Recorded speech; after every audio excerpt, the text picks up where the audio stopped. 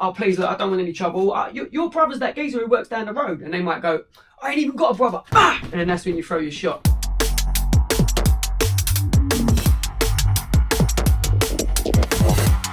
What's going on, people? Welcome back to the channel. If you're a complete beginner or you're new to martial arts and self-defense training, then this is the exact place to be. In this series, we're looking at punching in self-defense, how and when to use the punches correctly, and the pros and cons of each individual strike. There's two main ways that you should be using punches in self-defense, and one of them is preemptive striking, meaning that you would hit first if you felt threatened enough to have to defend yourself. And the other way would be when you're already in a fight, someone's attacked you, and now you're physically having to defend yourself that way. Learning how to punch correctly is going to be the best way to do this, and the only real surefire way of doing that is signing yourself up to a boxing class or a kickboxing class somewhere. There's no substitute for the real thing, so going out and training properly is what's going to give you the best outcome. I can only show you so much in videos. The rest of it is down to you guys to get out there and start training yourselves.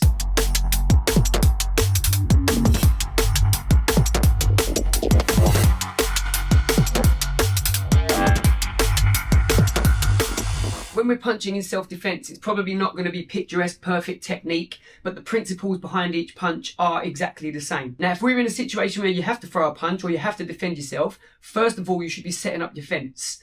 Now, your fence would be just to put yourself at an angle where you've got your power hip loaded or your dominant hand loaded with your power hip back and your hands up. You want your hands open because it's less threatening. I want to keep my chin tucked and I want to be aware of what the other person's doing with their hands at all times.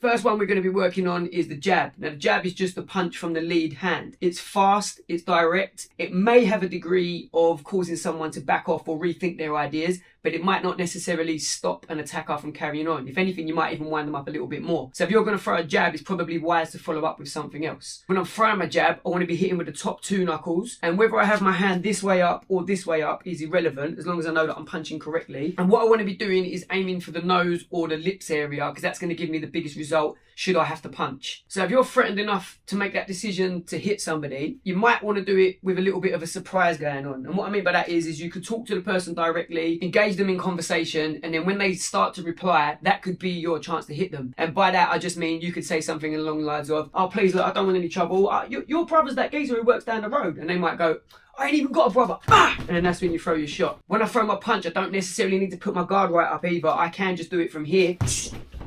It takes a little bit of practice, but you know, practice makes perfect as long as you're practicing the correct technique. But it is something you can generate a lot of force from quickly, just not necessarily as much force as it could be off your backhand.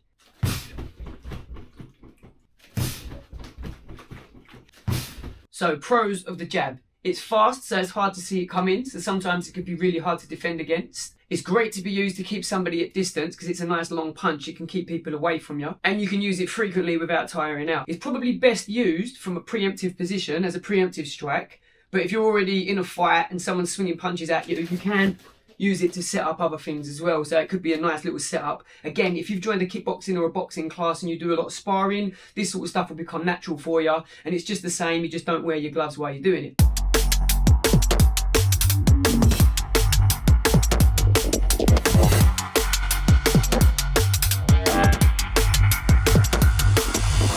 So the cons of a jab are that it's got less power compared to other punches. It's not going to be as good as your power strike. Also, any punching with the hands, you've got to be really careful of hitting the teeth. Or if you throw your punch and miss and hit the cheekbone or the top of the skull, you can seriously damage your hand that way as well.